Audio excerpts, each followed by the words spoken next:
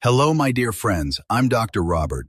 I've just turned 60 this year, and after more than 3 decades of working in the field of health and aging, I still feel grateful for every story, every face I've encountered. Each one has taught me something profound about what it truly means to live well. Today, I don't want to lecture you. I just want to share, as a friend, as someone who's walking this same path of growing older, of learning how to stay healthy, joyful, and at peace. Because after 50, I believe we're no longer chasing youth. We're learning how to live fully and gracefully with the age we have. I've met so many patients over the years. Some tell me, "Doctor, I can't sleep well. I wake up tired and I don't know why." Others sigh and say, "I eat healthy, I exercise, but I still feel weak." And I understand that feeling because I've been there myself. Our bodies start to change, slowly but surely. Sleep becomes lighter, memory fades a little, and energy doesn't come as easily as it used to. But here's what I've realized. True health after 50 isn't just about the body. It's about how we care for both the body and the mind, every single day. Have you ever noticed that some days you eat all the right things, yet still feel drained? Or that on certain nights, no matter how much you want to rest, your mind just won't stop running? That's because our body and mind are deeply connected. When one suffers, the other always feels it. I want you to imagine this. Your body is like a garden. If you only water it but never prune, or if you fertilize it without giving it sunlight, it will eventually wither. Health is just like that. It needs not only nutrition, but also rest, breath, and positivity. One of the greatest lessons I've learned in my years of practice is about sleep, the most underestimated yet most powerful medicine we have. I once had a patient named Linda, 67 years old. She came to me looking exhausted and said, "I feel like I've aged 10 years in just a few months." When I asked about her sleep, she said, "I only sleep 3 hours a night, but I guess that's normal at my age." I smiled and told her, "No, Linda, nothing is normal when your body is crying out for help." After just a few weeks of small changes, turning off her phone earlier, practicing slow breathing before bed, and replacing her evening coffee with a light snack, she came back to my office glowing. "Doctor, I feel young again," she said. "It's amazing what sleep can do." It sounds simple, but sleep is when the body heals itself. While you rest, your brain clears out toxins, your heart takes a break, and your cells repair. A deep 6-hour sleep is far more valuable than 8 hours of tossing and turning. But health doesn't stop with sleep.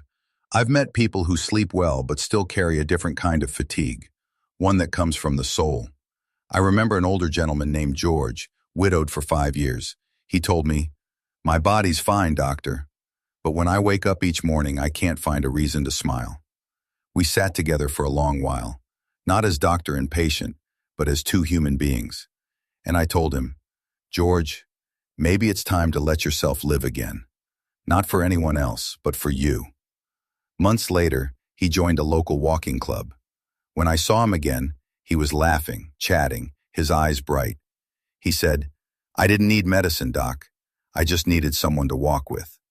And that's when I realized, emotional health is the most natural medicine there is.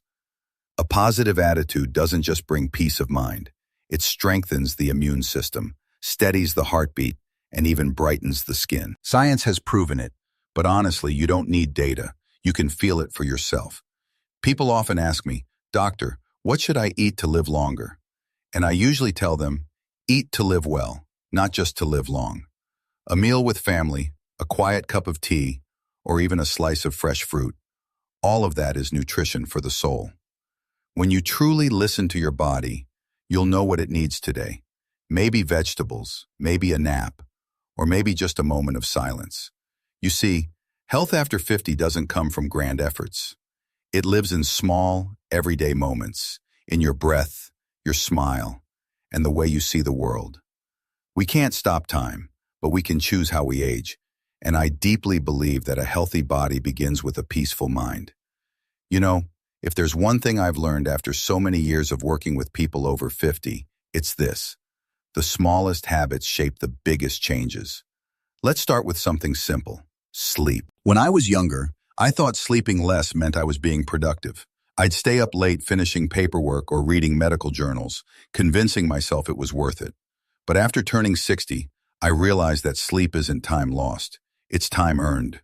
It's when your body quietly repairs everything you've put it through during the day. Think about it. Your heart has been beating nonstop for decades. Your brain has processed more information than any computer could handle.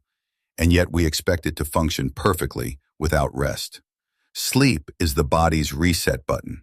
Without it, everything starts to go off balance. Blood sugar, hormones, even your mood. I had a patient named Susan, 59, a retired teacher. She came to me complaining of constant fatigue, memory lapses, and irritability. She said, "I think I'm getting old, doctor." But after listening to her story, I realized she was only sleeping 4 hours a night, scrolling on her phone until midnight. We worked together to build a bedtime ritual.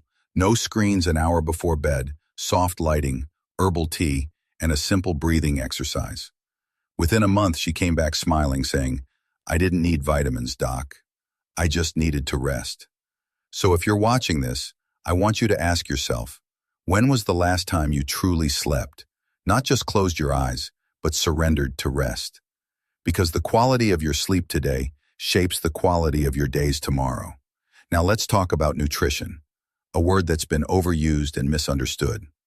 Over the years, I've seen so many trends come and go. Low carb, high protein, keto, fasting, you name it. But the truth is, there's no perfect diet. The perfect meal is the one that your body feels good with, that gives you energy instead of taking it away. I often tell my patients, listen to your body more than you listen to the internet, because your body knows when something isn't right. Let me give you an example. I once met a man named Carl, 65, who came in worried about his heart health. He'd been following a strict diet he found online, cutting out nearly all fats. The result? He was constantly tired and moody. When we checked his labs, his good cholesterol was too low, and his body was basically running on empty. So, we reintroduced healthy fats, salmon, olive oil, walnuts, and within weeks, his energy came back. You see, food isn't just fuel, it's information. Every bite you take tells your body something, to heal, to repair, or sometimes to inflame. That's why colorful foods matter. The greens, reds, blues, purples. Each color brings different nutrients that protect your brain, your heart, your skin. So the next time you fill your plate, ask yourself, am I feeding my body or am I feeding my habits? And now, perhaps the most powerful medicine of all, your mindset. I've seen people survive heart attacks, strokes, even cancer, and go on to live joyfully for decades. Not because they had the best doctors or the best diet, but because they had the right attitude toward life. One man I'll never forget, John, 72 years old. He came to me after a mild stroke, scared and defeated. He said, "Doc, I don't think I'll ever get back to normal." I looked at him and said, "Maybe you won't go back to the old normal, but you can create a new one, stronger, calmer, more grateful." He started small, 5 minutes of walking each day, writing one line of gratitude in a notebook every morning. A year later, he was volunteering at a local park, leading walks for other seniors. He told me, "The stroke took something from me, but it gave me something else, perspective." That's the power of a positive attitude. It doesn't mean you ignore pain or pretend everything's fine. It means you choose to see what's still possible. And science supports this. Studies show that optimism strengthens the immune system, lowers stress hormones, and even helps you live longer. But beyond the science, I think it's just about choosing joy.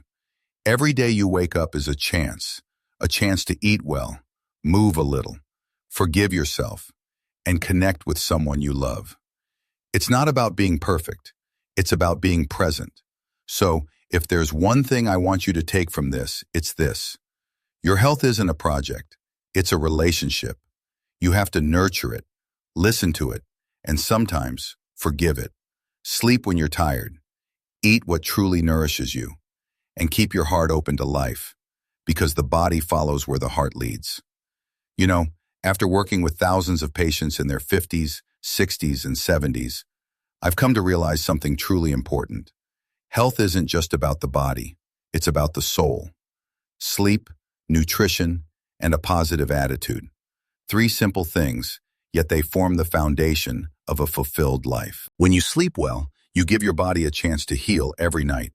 When you eat right, you plant healthy seeds in every cell of your being. And when you choose to see life with optimism, every new day becomes something worth waking up for. I understand, some days it's hard.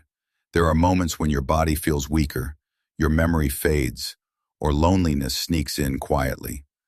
But you can always choose how you respond. You can go to bed a little earlier, eat a little lighter, smile a little more. And with just those small steps, you're giving yourself a better, healthier, and happier life. One of my patients once told me, "I spent half my life worrying and the other half learning to let go." And you know what? The moment she learned to let go, her health improved more than ever before. I believe you can do the same. Start today with a full night's rest, a mindful meal, and a smile just for yourself. If today's message resonated with you, I'd truly appreciate it if you'd like this video. Share it with someone who might need these words, and subscribe to the channel so we can keep walking this path together toward a life that's healthy, joyful, and deeply meaningful.